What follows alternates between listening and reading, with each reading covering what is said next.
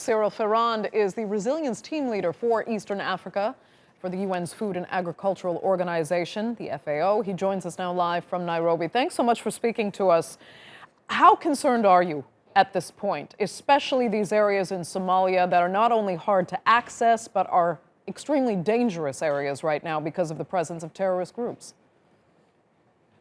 Well, I think it's a regional problem altogether, and it's very clear that if we are able to control desert locust in Ethiopia and in Kenya, in other neighboring countries, but not in Somalia, then of course there will be the risk of reinfestation for the entire region. So we have to treat obviously the problem as a regional problem, and we need to find solutions, either to do air control operation or ground control operation using all the means and network that we do have on the ground. Okay, I mean, does it come down at this point then for those areas to diplomatic efforts and those who can best negotiate with people that aren't going to trust many foreign voices? Well, look, I was in Somalia just a few days ago.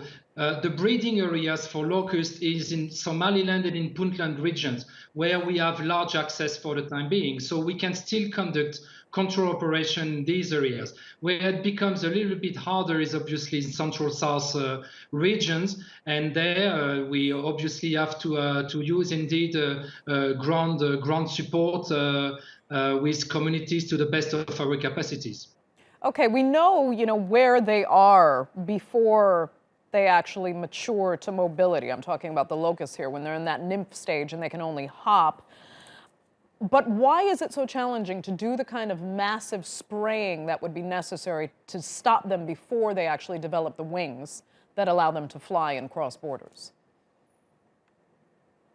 Yeah, I think that, again, because the locusts that are laying eggs on the ground now are laying eggs at very different stage. So basically, if we treat one area now, but eggs have been laid 10 days later, we'll have to come again and treat again. So basically, it's a repetition of operations that is potentially a problem. So yes, I think that at the moment, the best option, the best defense we do have is to have a critical mass of hopper bands, and then treat them with mounted sprayers vehicle at the moment in Puntland and Somaliland before they fly. That's our best defense at the moment, is to treat on the ground before they fly.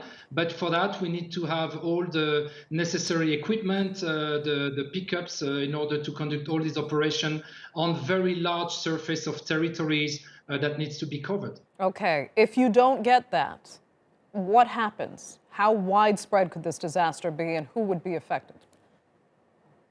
Well, I think that's one of the scenarios we are working on now. I mean, desert locusts were initially in Kenya, Somalia, Ethiopia. They have reached Uganda yesterday, the border with Tanzania. Then from March onward, then the winds are going to start blowing from south to north, and there is the risk of reinfestation from Kenya back to Ethiopia and Somalia, as well as Sudan. So obviously, yeah, that's a big problem that we are trying to address through air control operations, applying pesticide, but also biopesticide in the entire region. Okay, Cyril Ferrand, thank you so much for joining us there from Nairobi. We appreciate it.